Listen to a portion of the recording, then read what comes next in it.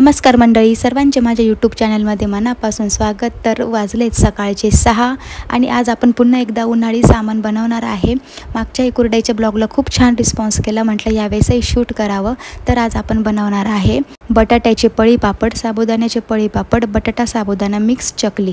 आणि तसंच तुम्ही गावाकडचं वातावरण हे बघू शकता, खूप फ्रेश वाटतंय कारण सकाळी 6 वाजलेत आणि आम्ही आता हे सगळं 8 वाजेच्या आत करून घेणार आहे, कारण नंतर खूप ऊन पडतं। आणि हे सर्व आम्ही चुलीवरतीच बनवते, सो एक वेगळीच टेस्ट असणार आहे। कच्चे बटाटे किसून ते आता मम्मी शिजून घेते, त्यामध्ये लाल मिरची पावडर, आपल्याला जे जे मसाले टाकायचे ते आपल्या आवडीनुसार टाकायचे।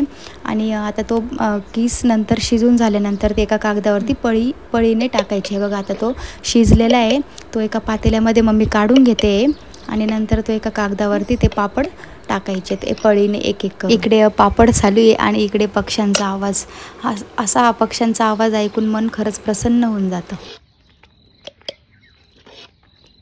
हे बघा, इकडे कागद वगैरे सगळं टाकून आता मम्मी एक एक करून असे पळी पापड टाकत आहे। तो पळीने टाकायचा असतो म्हणून त्याला पळी पापड असं म्हटलं जातं। आणि हा बटाट्याचे पळी पापड कोणी कोणी खाल्ले तर कमेंट करून नक्की सांगा। आणि सुकल्यानंतरही ते खूप छान आणि टेस्टी लागतात, एकदम कुरकुरीत। माझे तर एकदम फेवरेट आहे ते पापड। आता इकडे माझ्या मामी पण हेल्प करू लागतायत मम्मीला, आता त्या पण टाकतायत। हे बघा, आता हे पापड झाल्यानंतर आपल्याला बनवायचे आहेत साबुदाण्याचे पळी पापड। तेही रेसिपी मी तुमच्यासोबत शेअर करेन। इकडे बघा किती छान दिसतंय सगळं। सकाळचे आता वाजलेत 7। आता आपल्याला बनवायचे आहेत साबुदाण्याचे पळी पापड। आता पहिलं चुलीवरती पाणी तापवायला ठेवलेलं आहे आणि पाण्याला उकळी आल्यानंतर आता मम्मी त्यामध्ये टाकते आहे साबुदाणा। तो साबुदाणा सगळा शिजून झाल्यानंतर आपल्याला बनवायचे पापड। आणि चवीनुसार त्यामध्ये मीठ टाकायचं आणि पाण्याचा अंदाज घेऊन त्यावरती वरतून झाकण ठेवून द्यायचं, म्हणजे साबुदाणा लवकर शिजतो। आणि ह्या पापडाची रेसिपी तर खूप सोपी आहे। आता आपण साबुदाण्यावरचं ताट काढून घेतलं आहे, कारण साबुदाणा कंटिन्यू हलवावा लागतो, नाही तर तो करपतो खाली आणि टेस्ट पण बिघडते। सो असा कंटिन्यू हलवून घ्यायचा, जेणेकरून तो असा मोकळा राहतो।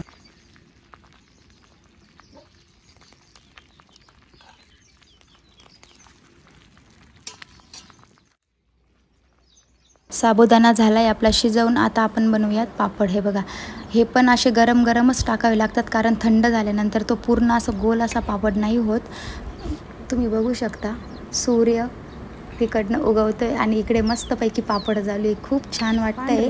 हा व्हाईट पेपर आहे ना, त्याच्यामुळे दिसत नाही आहे एवढं, पण ते खूप भारी दिसत आहेत, सुकल्यावरती ते दिसतील। आणि आता आपल्याला बनवायचे आहे साबुदाणा आणि बटाटा मिक्स चकली। मी हे आता 1-2 चकल्या करायचा प्रयत्न करते, पण त्या काही गोल आल्या नाही, वाकड्याच आल्यात। आणि माझ्या मम्मीने केलेल्या तुम्ही बघू शकता, खूप छान आल्या आहेत। तिकडे साबुदाणा पापड चकली आणि तिकडे बटाट्याचे पळी पापड, किती सुंदर दिसतंय। इकडेही आमच्या कुरडया सुकत होत्या, म्हटलं याचाही ब्लॉग शूट करावा आणि कुरडईचाही व्हिडिओ मी टाकला आहे। कुणी जर बघितलं नसेल तर मागच्या ब्लॉगमध्ये जाऊन नक्की चेक करा आणि व्हिडिओ पूर्ण बघा। आणि एकाच दिवशी आम्ही 4 उन्हाळी सामान केलं आहे। आणि व्हिडिओ जर आवडली असेल तर नक्कीच लाईक, शेअर अँड कमेंट करा। बाय बाय, धन्यवाद।